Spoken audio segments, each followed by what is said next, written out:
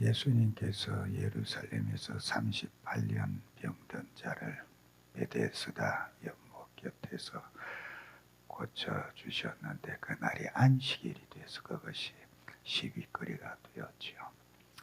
그런데 예수님께서 내 아버지가 지금도 일하신다. 그래서 자기 자신을 하나님의 아들로 그렇게 말씀을 하시고, 또 지난 시간에 우리가 보았던 대로 예수님께서 자기에 대하셔서 어떻게 증언을 하셨습니까? 자신이 메시아다, 하나님의 아들이다 하는 것을 성경을 통해서, 하나님 아버지의 증거를 통해서, 이적을 통해서, 또 선지자의 증언을 통해서 그렇게 증거하셨지요. 그 일이 있은 후에 얼마간 시간이 지났습니다. 그는 예루살렘에서 하셨고 지금은 갈릴리에서 오늘 우리가 읽은 이 이적이 일어나는 것을 보는데, 그 후에 갈릴리에서 예수님이 오신 계신 곳에 큰 무리들이 예수님께로 나왔다. 뭐 때문에 나왔냐?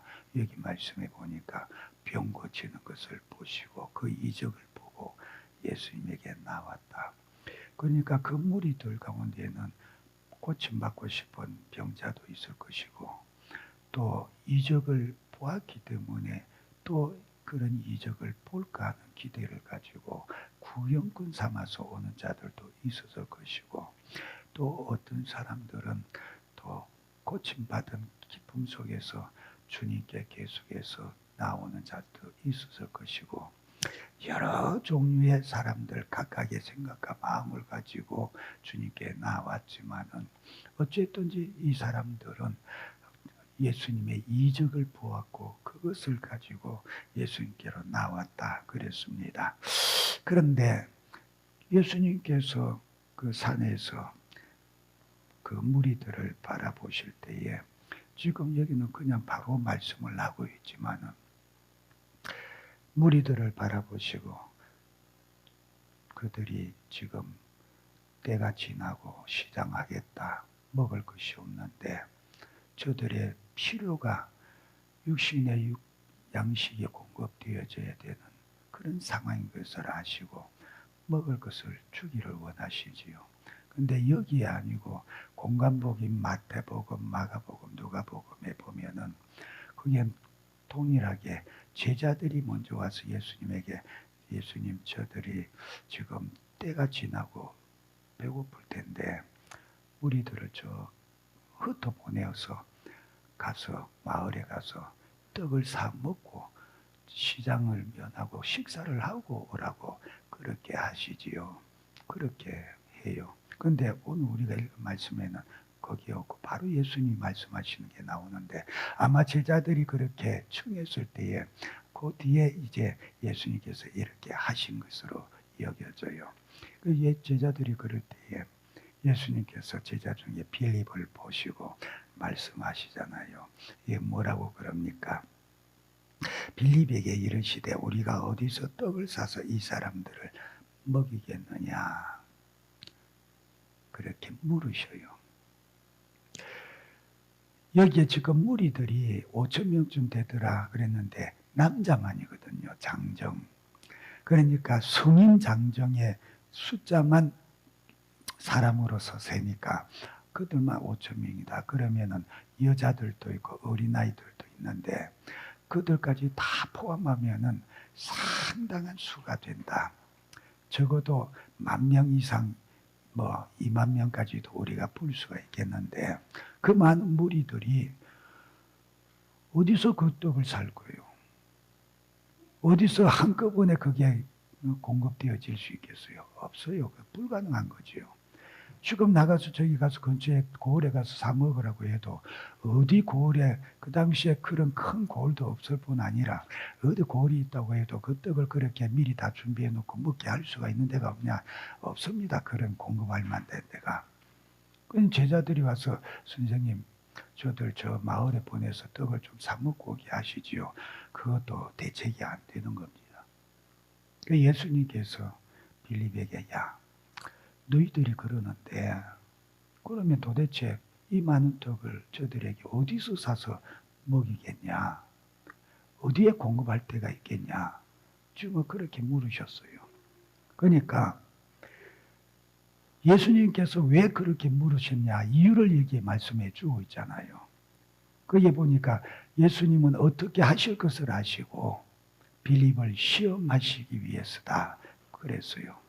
예수님은 이미 계획을 가지고 계신 겁니다.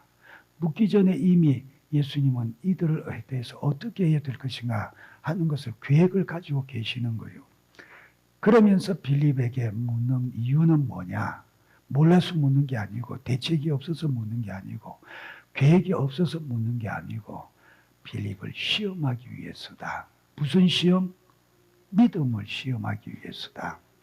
여기에 믿음 시험했다고 하는 것은 무슨 의미인가 하니까 성경에 보면은 시험한다고 하는 것은 두 가지가 있지요. 첫째는 마귀가 시험하는 겁니다. 마귀의 시험은 유혹이에요. 원어의 뜻을 보면 유혹입니다. 유혹한다는 뭡니까? 나쁜 길로 빠뜨리기 위한 것이고 무너뜨리기 위한 수작이지 절대로 우리에게 좋은 것을 위해서 하는 것이 아니거든요. 그러면 마귀의 시험은 시험으로 돼 유혹하는 것이다. 우리를 죄에 빠뜨리고 멸망에 빠뜨리려고 시도하는 것이다. 근데 하나님께서 성경에서 우리에게 시험하신다고 했을 때에는 테스트예요. 테스트. 그러니까 학교에서 우리가 시험 본다. 그거는 선생들이 우리를 낙제시키고 못살게 굴고 볼탕 먹이려고 하는 게 아니고 실력을 향상시키기 위해서 시험이 있으니까 정신 차려서 열심히 집중해서 공부해라. 그리고 그 기간 동안에 너희들 실력을 향상시켜라. 그리고 시험 쳐서 네 수준이 실력 수준이 어느 만한 것인가를 바로 알고 내가 뭐가 부족한 것을 생각해서 더 열심히 정진해라 하는 선한 목적을 가지고 시험하는 거예요. 실력을 향상시키기 위해서 시험 치는 거예요. 그래서 그 시험은 테스트입니다. 하나님께서 우리에게 시험하신다. 성경에서 시험하신다고 했을 때 아브라함에게 하나님께서 아브라함을 시험하여 가라사대 아브라함아 네 아들 독자 이삭을 내가 지시하는 땅 산에 가서 내게 번제로 바쳐라. 그랬지요. 거기서 시험이라고 했어요. 근데 그 시험은 이삭을 바쳐서 죽게 만들어서 아브라함으로 하여금 멸망하고 불행에 빠뜨리려고 하는 것이 아니고 아브라함의 믿음이 어떠한가 하는 것을 테스트하신 것이죠. 여기서도 지금 빌립을 시험하셨다고 하는 것은 테스트입니다. 그럼 뭔 테스트냐? 빌립의 믿음이 어떠하냐? 믿음을 보고자 테스트하는 거예요. 그런데 저와 여러분이 분명히 알아야 될 것은 우리가 살아가면서 과거에 지금은 별로 모르겠어요. 근데 과거에 한참 은혜 받고 막 교회마다 기도하고 할 때에 믿음 좋다고 하는 분들이 자기 삶에 있어서 좀 고난이 오고 환난이 오고 고통을 받게 되어지면은 기도 좀 한다는 분들이 그렇고 믿음이 있다고 하는 분들이 좀 그랬어요. 하나님이 왜 나한테 이런 시험을 주실까? 하나님이 왜 나한테 이런 시험을 주실까? 아니 자기가 당하는 고통과 고난이 하나님이 주신 것이라고 그래요.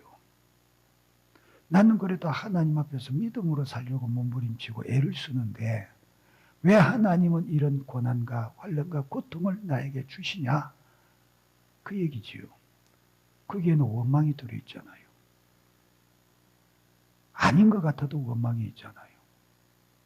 하나님이 왜 나한테 복 주셔야지 왜 나한테 이런 불행과 고통과 환난과 눈물을 주시느냐. 근데 그 사람 정말로 잘못한 거예요. 왜 그러냐. 하나님은 우리에게 시험하시는 그 고난으로 환난으로 우리에게 고통 주시는 분이 아니요. 테스트를 하셔도 그것은 우리에게 환난과 고난을 주시는 게 아니다 그 얘기입니다. 어떻게 나에게 이런 시련이? 그게 아니다 그 얘기요. 자 보세요. 욥에게 시험이 왔어요.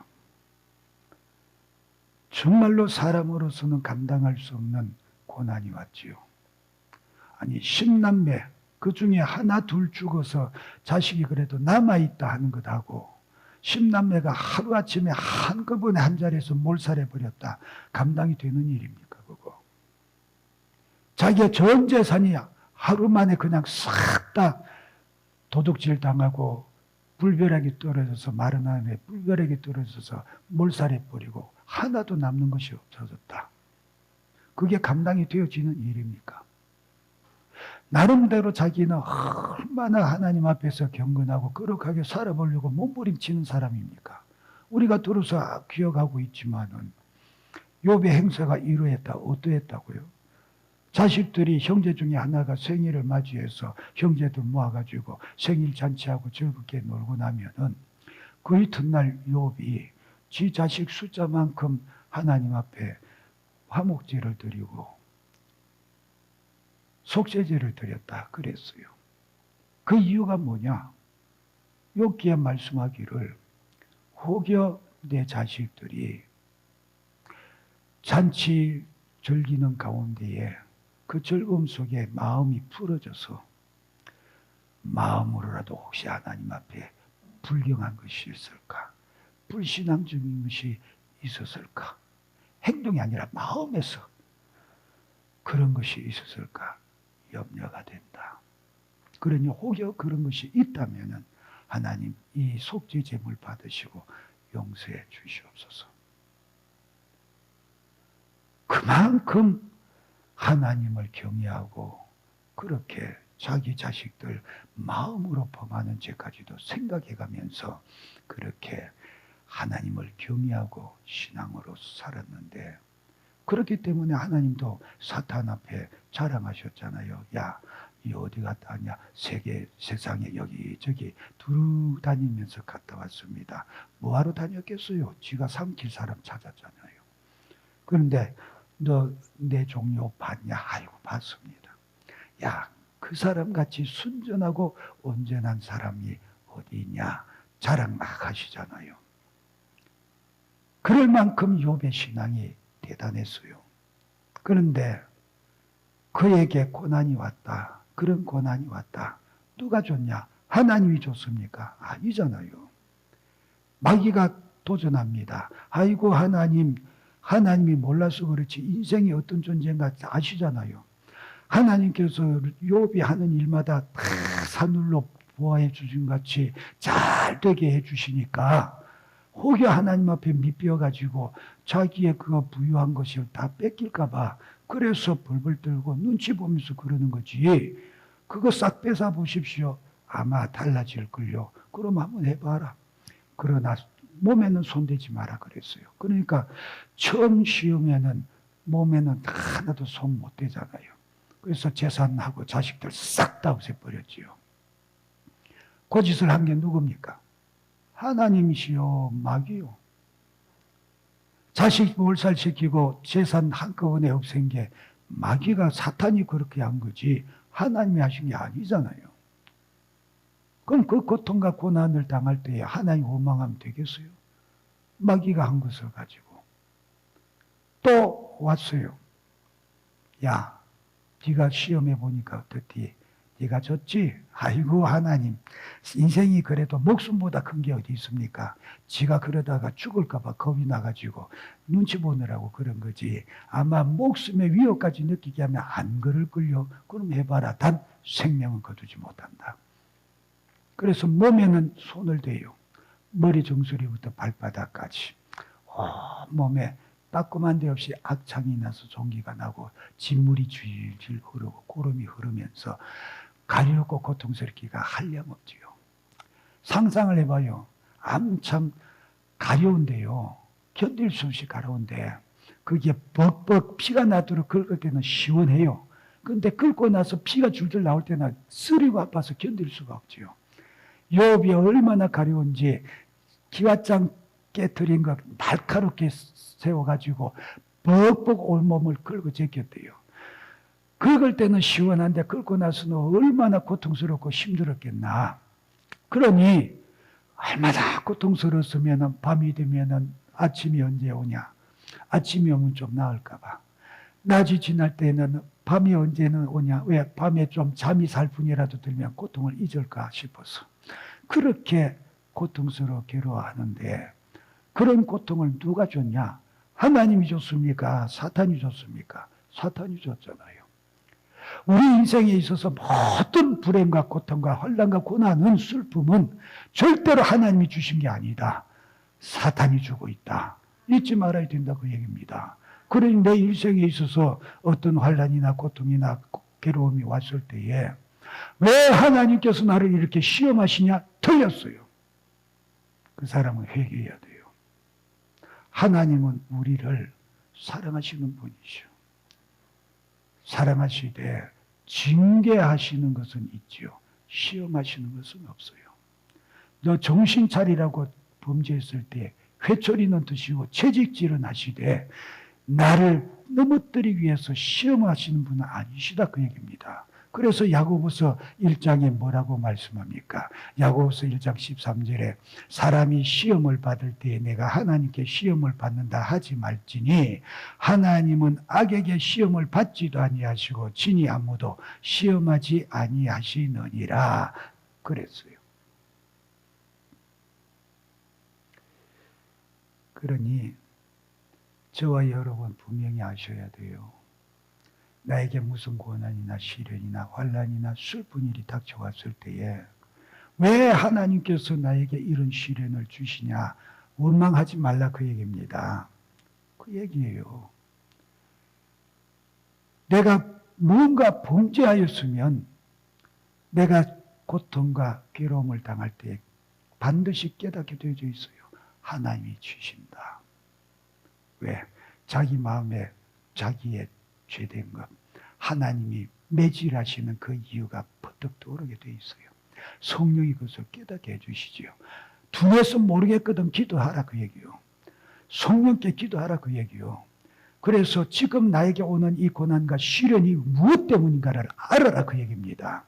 하나님께서 나를 징계하신 것 같으면은 주님 내가 무슨 허물이나 죄된 것 있습니까? 깨닫지 못하는 미련을 깨우쳐서 알게 해주시고 회개케 도와주세요.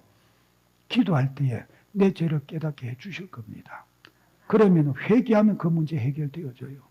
그것은 시험이 아니요. 그것은 미워가는 게 아니다 그 얘기입니다. 나 잘 되려고 하나님의 징계하시는 거지. 그러나 다른 일로 나에게 그런 고난이나 환난이나 고통이 왔으면은 깨달아 알아야 돼요. 마귀가 시험하는구나. 지금 마귀가 이것을 가지고 하나님과 틈을 내어놓으려고 하는구나. 어떻게 하든지 마귀의 목적은 뭐냐? 하나님 원망하게 하는 거예요. 욥을 향하여서도 한 수작이 그겁니다. 마귀는 어떻게 하든지 욥을 고통과 괴로움 속에 빠뜨려서 한마디라도 하나님을 원망하게 만들려고 목적이 거기에 있어요. 그래서 하나님과 관계를 떨어뜨려 놓겠다. 그런데 욥이 한마디도 하나님을 입으로 말로서 원망하지 아니했다. 그랬지요. 어리석게 욥이 어리석게 하나님을 말로서 원망치 아니하더라. 저와 여러분도 자기도 모르게 쉽게 나올 수 있는 말이 그거요. 아이고 하나님 왜 나한테 이러시냐. 아니요. 하나님이 하시는 거 아니요. 마귀가 그러는 거예요. 사탄이 그러는 거예요. 그놈에게 속지 말라 그 얘기입니다. 인간에게 우리에게 오는 모든 고통과 괴로움은 전부 다 마귀 그놈 짓이요. 왜? 처음에 하나님께서 우리에게 고난을 주셨습니까? 고통을 주셨습니까? 환난을 주셨습니까? 불행을 주셨습니까? 하나도 그런 거 없었어요. 에덴 동산에서부터 하나님이 우리에게 주신 것은 복된 것이지요. 행복인 것이지요. 모든 것에 만족한 것밖에 없었어요.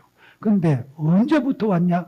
마귀가 시험하고 그것에 속아서 범죄하고 난 이후로부터 우리에게 온 것이 그것이다. 그러니 근본적으로 모든 불행과 모든 고난과 환난과 고통과 괴로움은 저주는 전부 다 마귀가 우리에게 던져준 것이다. 그러니 나에게 무슨 고난이나 환난이 오거든 마귀 그놈의 수작인 줄 알고 하나님께 도우심을 구하라 그 얘기요. 원망할 게 아니고 하나님께 도우심을 구하는 자가 되어주라 그 얘기입니다. 그러니 우리가 마귀가 시험하는 유혹이든지 또는 하나님께서 나를 테스트하는 시험이든지 어떤 종류이든지 우리는 한 가지밖에 없어요. 이겨야 된다. 그것을 이기는 자가 되어줘야 된다. 이기는 자 되시기를 바랍니다. 우리가 절대로 어떤 시험이든지 하나님이 나를 테스트하시든지 또는 마귀가 나를 진짜 유혹해서 하나님을 원망하게 하고 죄짓게 만들려고 하는 것이든지 무엇이든지 우리는 죄에 범하면 안 된다. 하나님 원망하면 안 된다. 오직 하나님께 감사하면서 그 시험을 이기는 자가 되고 환난을 이기는 자가 되시기를 바랍니다. 지혜로워야 된다 그 얘기요. 그런데 지금 빌립을 주님께서 시험하셨대요. 그 믿음이 어떠한가 보시려고. 근데 빌립이 참 똑똑한 사람이요. 그가 탁 대답하기를 그게 모인 무리들을 바라보고 먹을 수 있는 식량을 생각하면서 그 순간에 참 얼마나 머리가 잘 돌아가는지 대충 계산을 딱 끝내고 말합니다. 선생님, 200데나리온어치 떡을 사온다고 할지라도 저 사람들에게 먹일 수 있는 것은 배부르게 먹일 수 있는 게 아니고 조금씩밖에 못 먹입니다. 저 사람들에게 조금씩 요기할 정도로만 준다고 해도 200데나리온의 떡을 사도 부족할 것 같습니다. 그런데 200데나리온의 떡을 모아놓고 파는 데가 어디 있어요? 없잖아요. 불가능해요. 그 당시 하루 품삯이 한 데나리온인데 200데나리온 그 어마어마한 금액을 어떻게 물량이 안 되는 거죠. 그러니까 불가능하다 그 얘기입니다. 그냥 계산만 해놓은 거지 불가능해요. 그러니 빌립의 말은 참 똑똑해요. 계산이 밝아요. 이치가 맞아요. 그러니 주님의 대답, 주님 앞에 대답하는 것은 사람이 가지고 있는 지식과 자기의 지혜로서 명확하고도 논리 있게 분명하게 말합니다. 불가능합니다. 얼마나 떡을 사서 먹여야 되겠냐. 200데나리온 조금씩 요기만 시켜도 그 정도인데 지금 어디에서 그만한 물량이 있어서 사겠으며 돈이 있어서 사겠습니까? 불가능합니다. 그 얘기지요. 우리가 이런 것을 보면서 세상 사람들은 야 빌립이 똑똑하다. 참 명쾌하네. 논리가 분명하고 계산이 반듯하네. 그렇게 칭찬하고 인정해 줄 수 있지요. 그런데 믿음의 영역에서는 낙제요. 왜? 우리의 믿음은 누구를 대상하는 믿음입니까? 내 믿음의 대상이 누굽니까? 누구예요? 우리가 생각하기에 능력이 유한한 분입니까? 우리가 생각할 때 우리가 이해할 수 있는 영역 안에 속한 분입니까? 아니요. 참 신앙으로 산다고 하면서 믿음의 사람이라고 하면서 너무나 자기도 모르게 하나님을 제한하고 사는 사람들이 참 많죠. 자기가 생각할 때 이해가 되는 수준만큼 하나님을 이해하려고 들어요.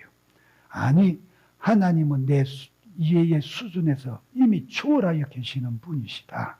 그런데 왜 그 하나님을 자기 이해 수준 안에다 넣어놓고 생각하려고 하냐. 거기서부터 벌써 틀려먹은 거예요.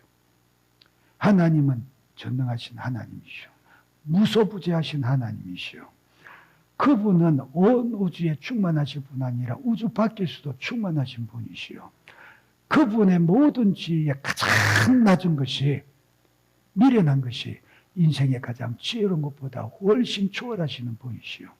그런데 그분을 내 사고 안에 내 이해 안에다가 넣어놓고 이해되는 것만큼만 믿어드리겠다고 그런 망령된 소리를 하고 그런 생각을 가지고 있으면서 그것이 자기의 똑똑이요 지혜라고 그렇게 자랑하고 있다. 참 답답한 노릇이죠. 지 주제를 모르는 거예요.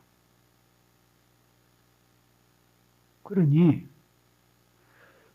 사람이 볼 때는 참 똑똑하고 지혜롭고 참 영리하네. 그것 가지고 하나님 앞에 죄라고 하지 마시라 그 얘기입니다. 쥐 생각에는 그게 맞아. 쥐 생각에는 그게 계산이 돼. 오라. 그런데 거기에 그 계산에 맞춰서 답은 뭐가 나오냐? 불가능이다, 안 된다, 할 수 없다. 그거밖에 더 있어요. 아니 사람의 지혜로서 자기의 영리한 걸 가지고 계산해 내놓은 것이 무슨 해결책이 나와야 될 거 아니에요. 근데 안 된다는 결론밖에 없잖아요. 선생님 보세요. 저 사람들에게 조금씩만 먹여도, 배불리도 아니고 조금씩만 먹여도 200데나리온의 떡으로도 부족할 것 같아요. 근데 그 돈 어디 있어? 그 금액을 가지고 살 수 있는 떡의 물량이 지금 어디에 마련되어 있어? 불가능하다는 소리를 지금 그러고 앉았어요. 그것이 믿음이냐? 자기 계산은 맞고 자기의 생각은 옳은 것 같아도 하나도 답이 없는 거예요. 그래서 알아야 됩니다. 인생이 아무리 자기의 영리와 지혜를 가지고 자기의 주관을 가지고 계산해내고 똑똑하게 만들어내도 그 답 가지고는 우리 인생을 아무것도 만족시킬 수 없다. 해결해 줄 수 있는 것이 없다. 인간의 한계라고 하는 것은 그럴 수밖에 없다. 불가능한 것이 인간의 한계다. 결론은 그거예요. 근데 우리의 믿음의 대상이 되시는 하나님은 누구시냐? 전능하신 하나님이시다. 온 우주 만물을 창조하신 분이시다. 그에게는 능치 못하심이 없으시다. 모든 것이 초월되어지신 분이시다. 그에게는 모든 것에 답이 있다고 얘기해요. 그러면 빌립이 지금 예수님에 대해서 주는 그리스도시요 살아계신 하나님의 아들이십니다. 이와 같은 신앙의 고백을 가지고 그 고백이 진실한 믿음이요. 지금까지 여기까지 오는 세월 속에서 그가 주님과 함께 하면서 직접적으로 보았던 예수님의 이적의 현장에서 보았던 그 모든 것을 바라보고 그리고 확신하는 믿음이 있었다면 그래 맞아. 물로 포도주를 만드셨잖아. 그래 맞아. 병든 자 고치셨잖아. 그래 맞아. 귀신을 쫓으셨잖아. 그래 맞아. 주님은 못하시는 것이 없잖아. 저의 능력이시라면 여기에 있는 사람들 얼마든지 다 배불리 먹이실 수 있어. 우리는 안 돼도 주님은 하셔.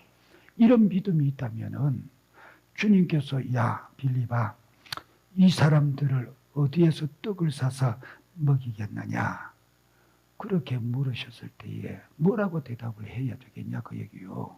아 내가 생각해 보니까 계산이 이렇게 나온대요. 자기의 지혜롭고 영리하고 똑똑한 머리를 지금 이야기할 게 아니요.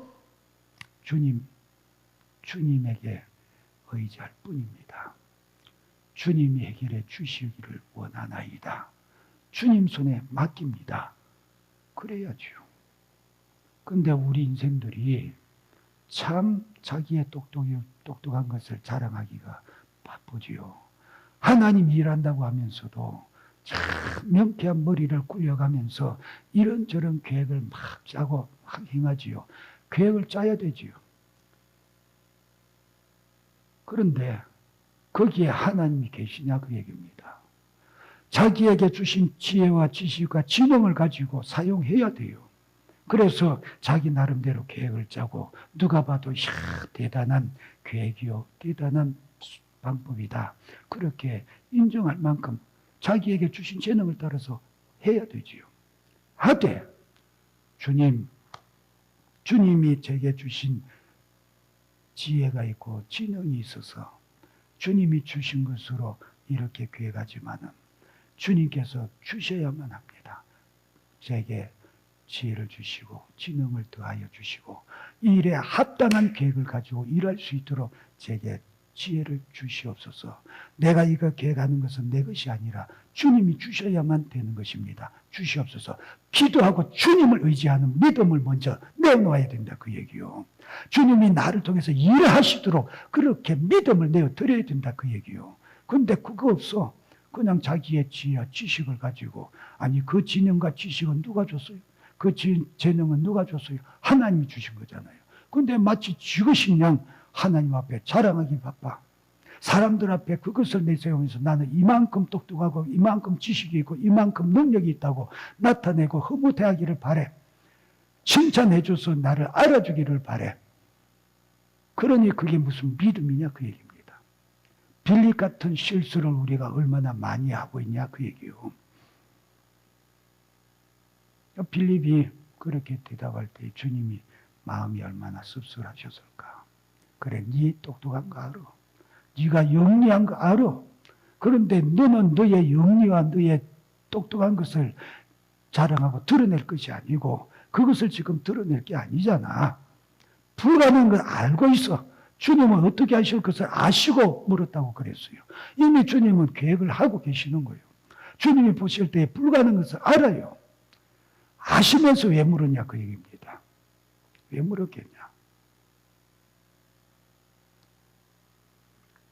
빌립이 계산한 것을 계산하실 줄 몰라서 물었겠냐 그 얘기요. 그러니 저와 여러분이 우리의 신앙생활을 하는 가운데에서 제발 하나님을 의지하는 믿음에 먼저 우선한 자가 되기를 바랍니다. 내게 지식을 주셨어요. 재능을 주셨어요. 지혜를 주셨어요.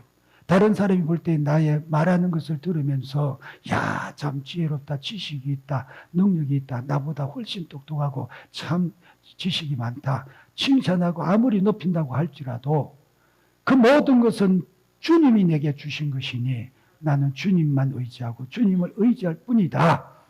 무엇을 하든지 내 지혜와 지식을 자랑하며 먼저 우선해서 그것을 나이라고 생각할 게 아니고 주님께서 가르쳐 주셔야 되고 주님께서 일러 주셔야 되고 주님께서 제게 깨우쳐 주셔야 됩니다.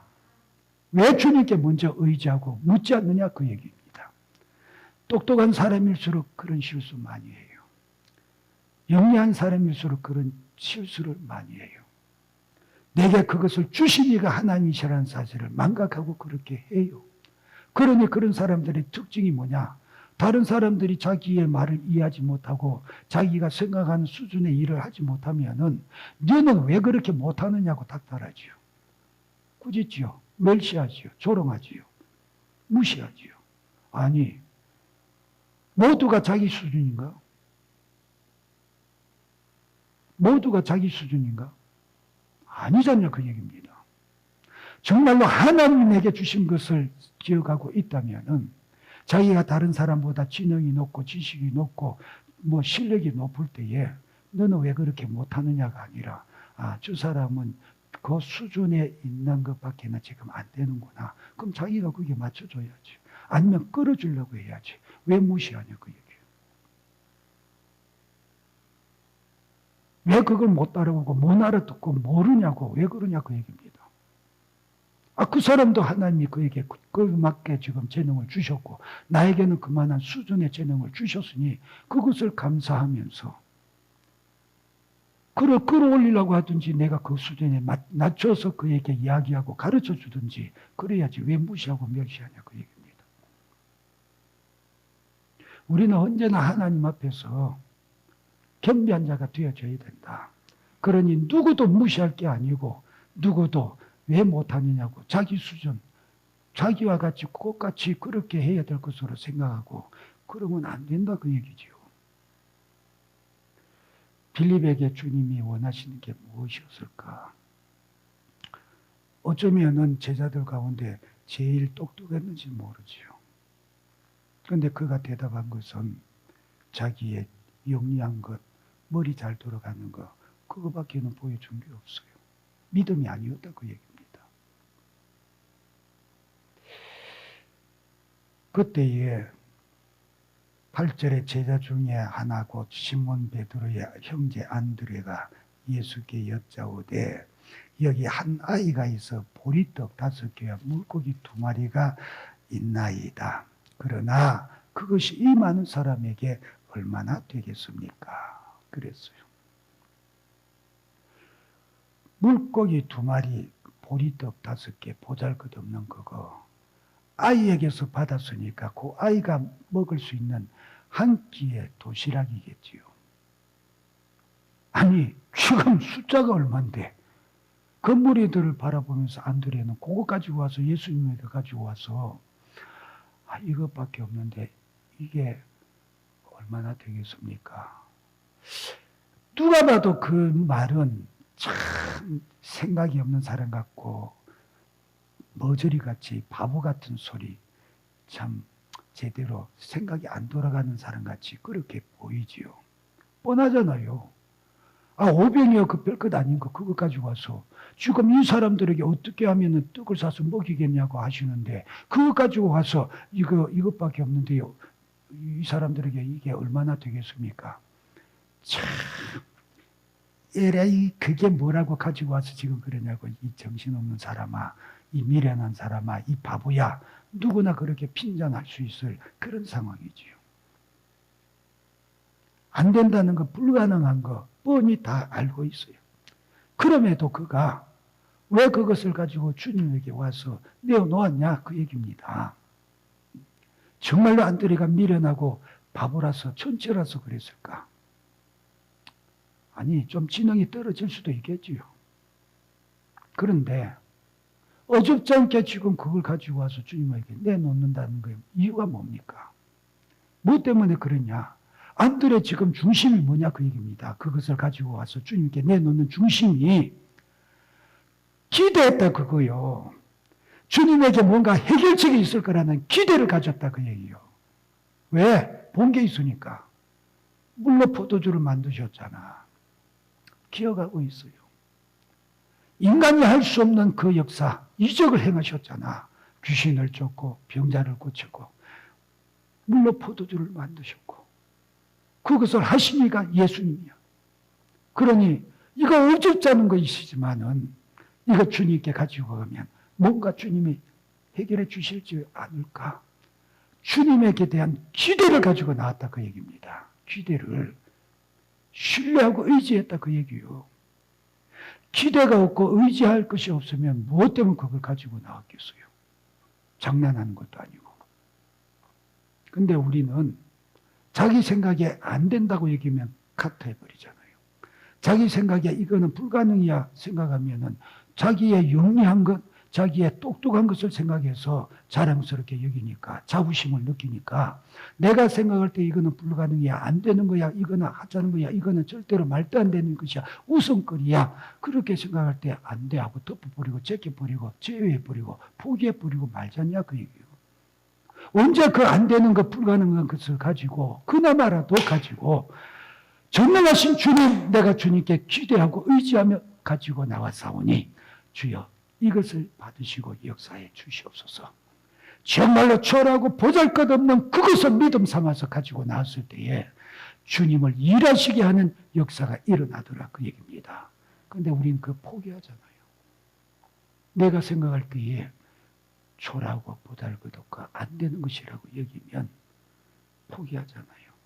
그것을 주님께 가지고 나와서 지금 내가 할 수 있는 것은 여기까지입니다. 그러나 나의 한계는 이것이라도 주님은 전능하신 하나님이라 제한이 없으시고 한계가 없으시니 주여 역사해 주시옵소서. 이것 받으시고 역사해 주시옵소서. 왜 여기까지 우리의 믿음이 전진해 가지를 못하느냐 그 얘기입니다.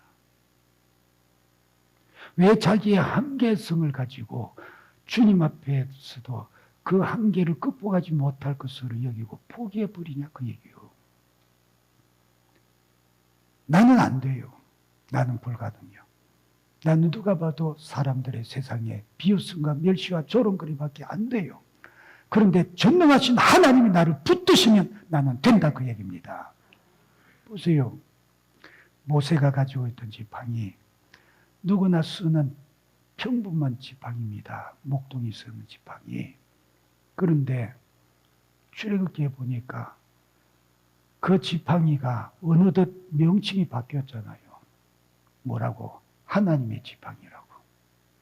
하나님을 가시덤불산에서 하나님을 만나기 전까지는 모세가 여전히 똑같은 지팡이를 들고 있었는데 그때는 평범한 목동의 지팡이였어요. 그런데 하나님을 만나고 난 뒤에 하나님의 명령을 따라서 가게 되어질 때에 모세가 하나님의 지팡이를 쥐었다 그랬습니다. 바뀌었다 그 얘기요. 왜? 겉으로는 변한 게 없고 평범해요.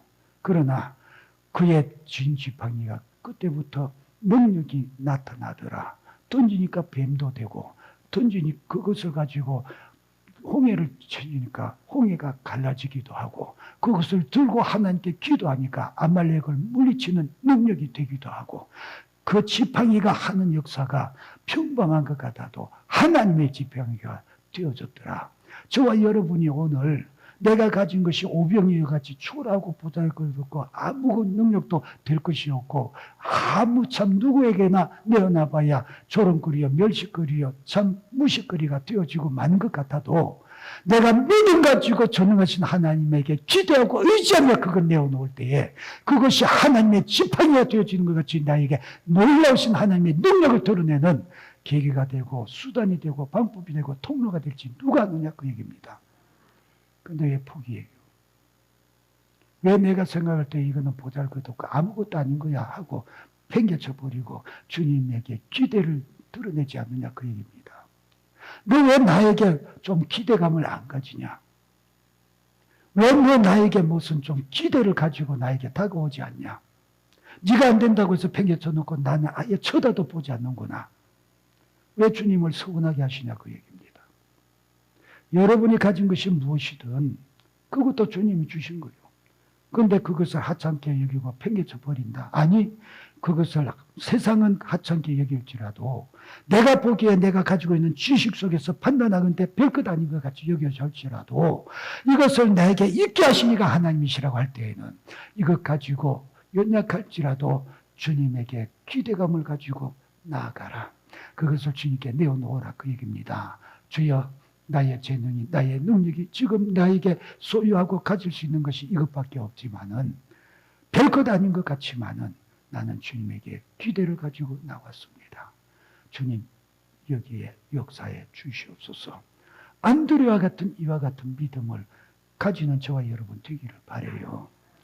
뚜렷하게 빌립과 안드레가 딱 구별이 되잖아요. 우리는 내가 가진 지식과 재능을 가지고 스스로를 재단하고 스스로 제안을 걸어가면서 하나님 앞에 나아가지 못하는 자가 되지 말고 스스로 자기 자신의 모든 것에서 주님을 기대하고 의지하며 그에게 나아가는 자가 되어지기를 바랍니다. 정말로 자기 자신을 포기할 수 있는 자가 되라 그 얘기예요. 왜 자기가 가진 것을 그렇게 부여잡고 놓지를 못하느냐. 그거 주신 이도 하나님이신데.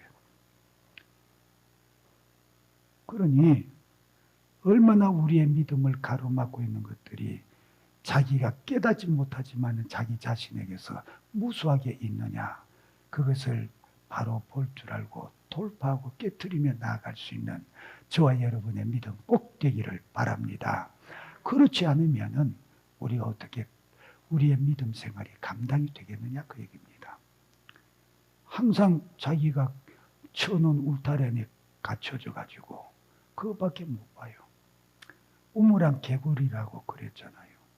자기가 만들어 놓은 믿음의 한계 그 안에 갇혀서 거기에서 보여지는 하늘밖에 못 보니까 하늘은 저것밖에 안 되네. 손바닥만한 것만 보게 되니까 내가 보는 하나님, 내가 아는 하나님, 내가 가진 믿음의 시선으로 바라볼 때에 내 믿음이라고 하는 우물 속에서 내 하나님을 바라보니까 항상 그것밖에 안 되는 거예요.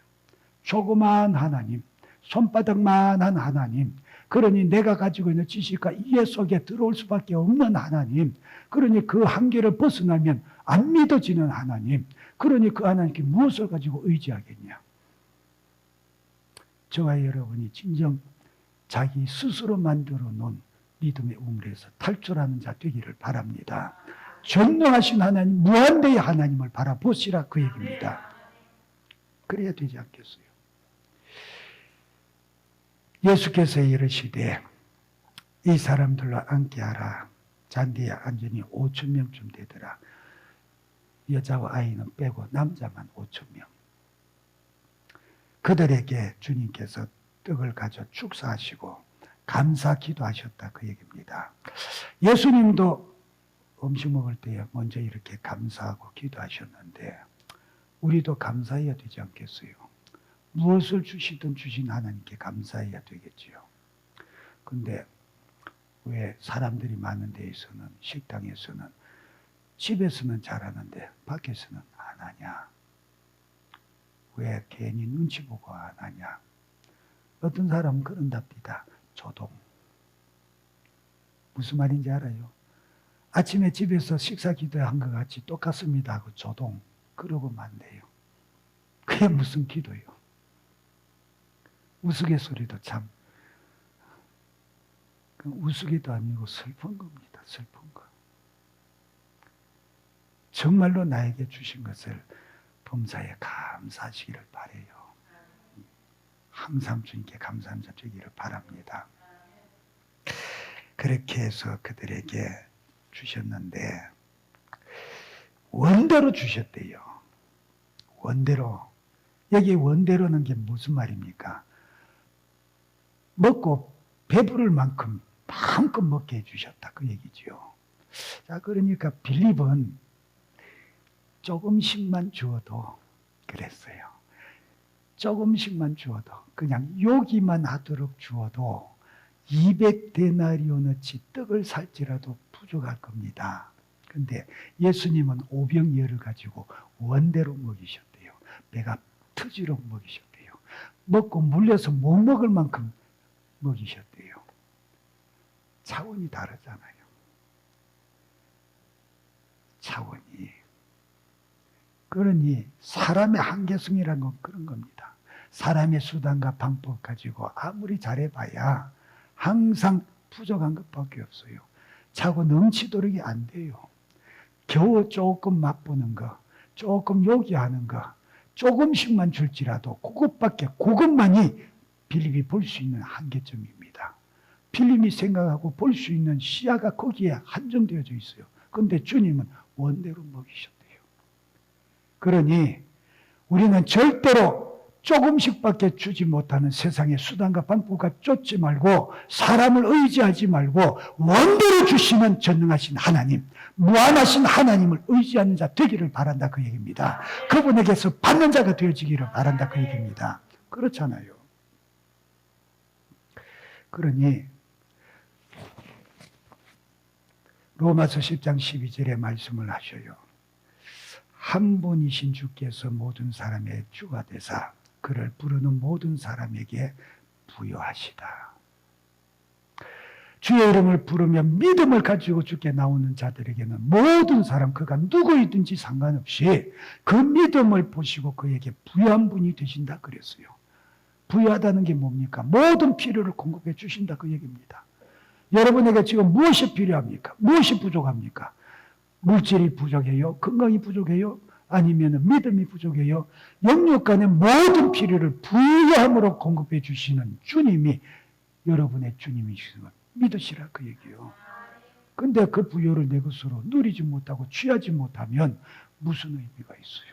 주시려고 그분은 가지고 계시는데 지금 가지고 기다리고 계시는데 요구만 하면 주겠다고 하시는데 요구하지 못하고 그것을 보지 못하는 우리의 믿음은 믿음이겠냐? 믿음이겠냐? 주님은 전능하신 능력으로 지금도 저와 여러분의 삶의 영역 속에서 일하시기를 원하고 계셔요. 그런데 일하실 믿음을 주지 아니하시니 내어놓고 있지 않으니 어떻게 역사하시겠냐 그 얘기입니다. 나의 모든 부족과 연약에 일하시기를 원하신다. 배불리 먹이시기를 원하시고 잘되게 하시기를 원하시고 성공되기를 원하시는데 그렇지 않냐.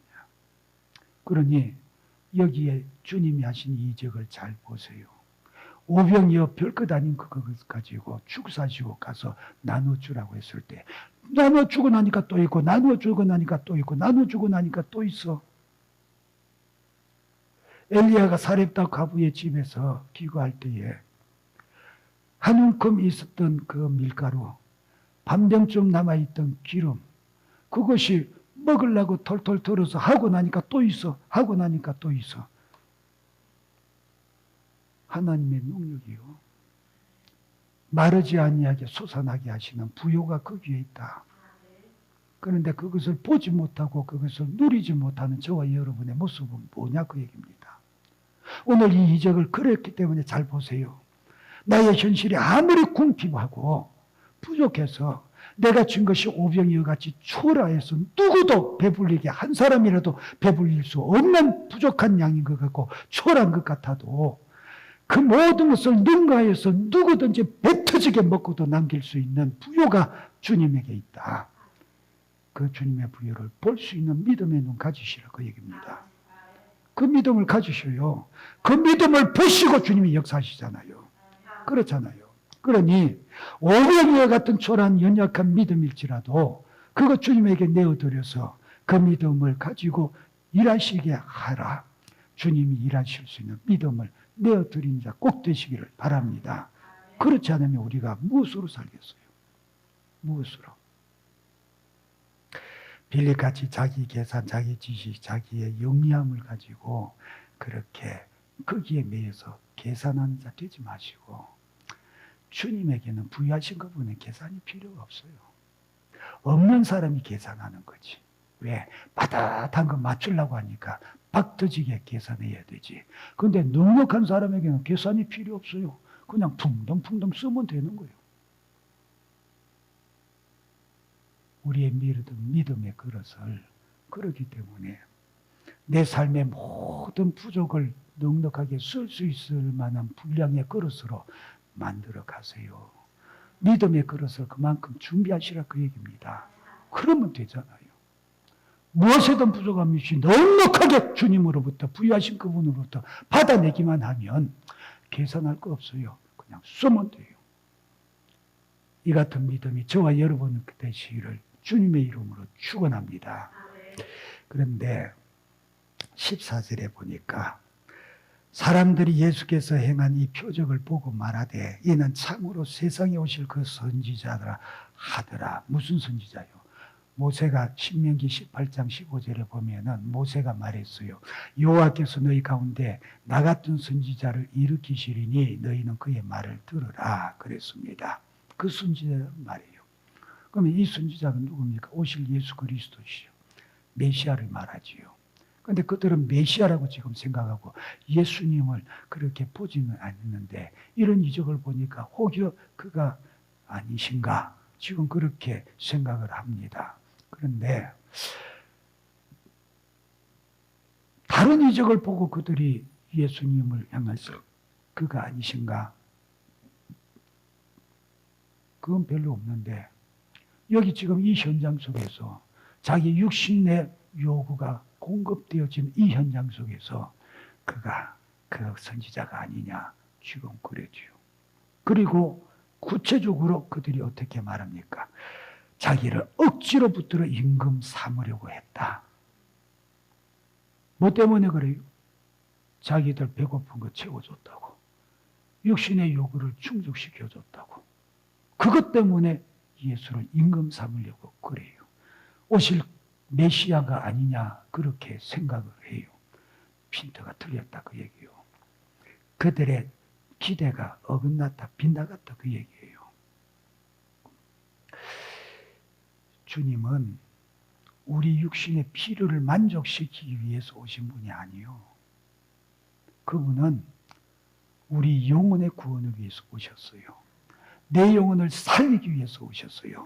그 말은 내 육신의 짤막한 생에 70년, 80년 살다가 죽어 썩어질 내 육신을 위해서 오신 것이 아니고 나의 영원한 생명을 위해서 오셨다. 그러니 정말로 잠시 있다가 없어질 육신의 생명이 아니라 영원히 있을 내 영혼의 생명을 위해서 오셨으니 정말로 저와 여러분은 확실히 알아야 된다. 나라고 하는 인격적인 존재, 이것은 육신의 생명과 영혼의 생명을 가지고 있으되 나의 나된 본질은 무엇이냐? 내 영혼이다. 그러니 더 소중하고 더 귀한 것은 내 영혼이니 나는 내 영혼을 때를 위해서 살아가야 되는 자가 된다. 그러니 이 신령한 지식을 예수로 인하여 내가 알게 되어졌었고 이제 예수는 나의 영원한 생명을 위해서 오셨으니 나는 이 영원한 생명, 내 영혼을 위해서 살아야 된다. 나는 그분으로 인하여 내 영혼의 모든 필요를 공급받아야 되지 내 육신의 요구를 필요를 공급받는 여기에다가 내가 목적을 두고 살아서는 안 되고 예수를 믿어서는 안 된다. 내 믿음에 분명한 목적성을 가지라 그 얘기입니다. 그런데 너무나 많은 사람들이 예수 믿는 믿음의 목적을 엉뚱한 데 두고 있잖아요.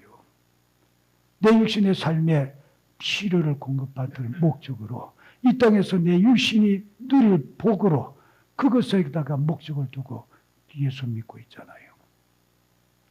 한때 그와 같은 신앙을 얼마나 한국교회가 휩쓸었습니까?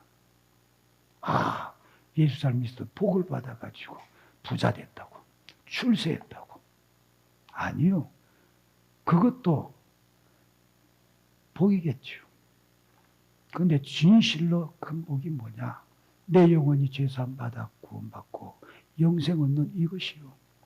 내 영혼이 천국과 영생 얻는 이것이요.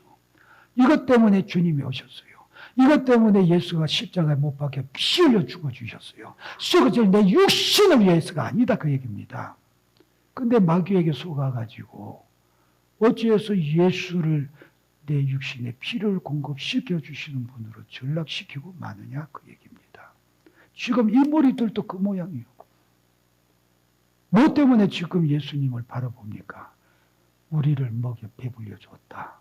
조금만 따라가면 우리의 필요가, 육신의 필요가 공급되겠다. 그래서 임금 삼겠다고, 예수를 억지로 임금 삼겠다고 그렇게 덤벼들잖아요. 근데 예수님이 그런 그들에게 함께 하셨습니까? 아니요. 여기에 보니까 예수님께서 저들을 위해서 산으로 홀로 가셔서 기도하셨다 그랬어요. 육신의 요구를 바라보면서 육신의 욕구 충족을 위해서 주님을 바라보고 우리의 믿음을 가지게 되어지면 주님 우리를 피하십니다. 주님 우리를 멀리하신다 그 얘기입니다. 아니 주님이 나에게 가까이 오셔야 되고 주님께 가까이에서 주님과 더불어 함께 해야 되고 아니 심지어 주님께서 내 안에 들어와 나와 함께 계셔야 되는데 주님과 나 사이에 관계에 그 거리는 이와 같이 밀접할 뿐 아니라 내 안에 들어와서 나와 함께 하셔야 되는데 이 주님께서 나를 멀리 하신다. 이 주님께서 나를 피해서 지금 산으로 홀로 가신다. 이거 안 될 일이지 않냐 그 얘기입니다. 근데 주님께서 나를 거리를 두시고 피하고 멀리 하실 때는 그 이유가 뭐냐? 여기에 있는 사람들 같이 이 땅에서 살아갈 내 육신의 필요를 위해서 주님을 찾고 이 필요를 위해서 주님을 나의 왕으로 삼겠다고 여기고 이것을 위해서 주님을 높이 드리겠다고 그렇게 덤벼들 때 주님은 나를 피하신다. 나를 멀리하신다 그 얘기입니다. 그러니 주님이 지금 왜 나를 멀리하실까? 궁금하거든. 오늘 이 말씀에서 답을 받으시기를 바라요. 아, 내가 내 육신의 정력과 요구 충족을 위해서 주님께 기도하고 그것을 위해서 주님을 찾고 그것을 위해서 주님을 믿는다고 그랬구나. 그러니 주님께서 나를 멀리하실 수밖에. 그러니 내가 기도해도 응답지 아니하실 수밖에. 그러면 어떻게 해야 되냐?